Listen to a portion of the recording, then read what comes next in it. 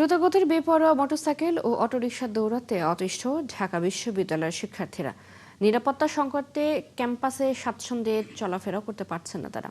ডাকসু নির্বাচনের সময় শিবির সমর্থিত প্যানেলের ইশতেহারে এসব সমস্যা সমাধানের কথা বলা হলেও 6 মাসেও কোনো উদ্যোগ চোখে পড়েনি। ব্যর্থ বিশ্ববিদ্যালয় প্রশাসনও। রায়হান কবিরের রিপোর্ট।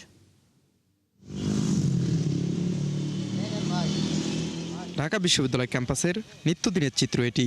দ্রুত গতিতে ছুটছে রিকশা, বাইক সহ সব ধরনের যানবাহন।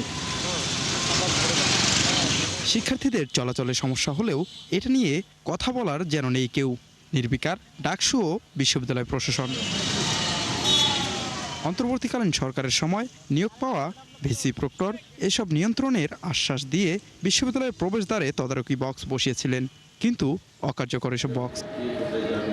বিশ্ববিদ্যালয় প্রশাসন বলছে দাপ্তরিক জটিলতায় আটকে আছে পরিকল্পনাগুলো। আমরা এই সপ্তাহে ওরা একটা শিডিউল নিয়ে আমরা এই সার্বিক বিষয় নিয়ে বসবো। একটা হলো দুটো বিষয় আমাদের জন্য গুরুত্বপূর্ণ।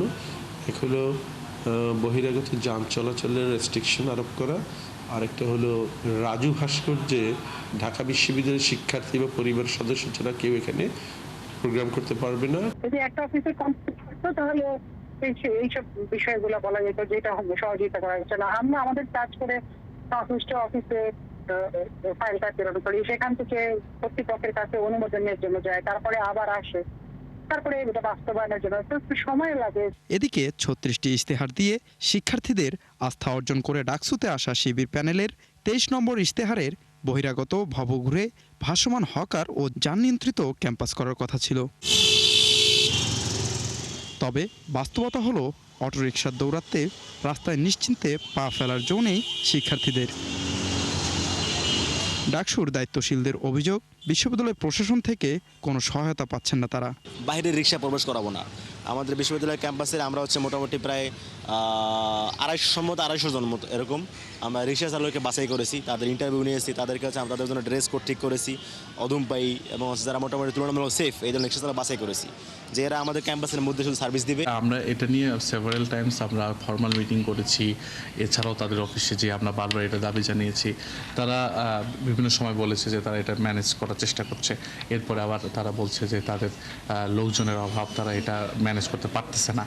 শিক্ষার্থীরা বলছে কাজ করতে না পেরে প্রশাসনকে দায়ী করা ডাকসুর অজুহাত। ট্রাফিক নিয়ন্ত্রণের ক্ষেত্রে তারা যে বিভিন্ন রকমের যে তারা যে পরিকল্পনা দিয়েছে, এটিতে আসলে কোনো রকম পরিবর্তন আসেনি। ডাকসুর যে পরিবহন সম্পাদক রয়েছেন তিনি তার মতো কাজ করার চেষ্টা করেন, জানি না কী করেছেন তিনি বিশ্ববিদ্যালয়ের অভ্যন্তরীণ যানজট বা অভ্যন্তরীণ যে পরিবহন সংকট সেটা মোকাবেলায়। প্রশাসনের যেমন ব্যর্থতা, এটা তো ডাকসুরের ব্যর্থতা যে তারা তাদের অধিকারটা আদায় করতে পারে না, শিক্ষার্থীদের হয়ে তারা কাজ করতে পারে না। ক্যাম্পাসের যানজট নিরসন সহ সাদিক ফরাদ প্যানেল দিয়েছিলেন 3 ডজনের মতো প্রতিশ্রুতি।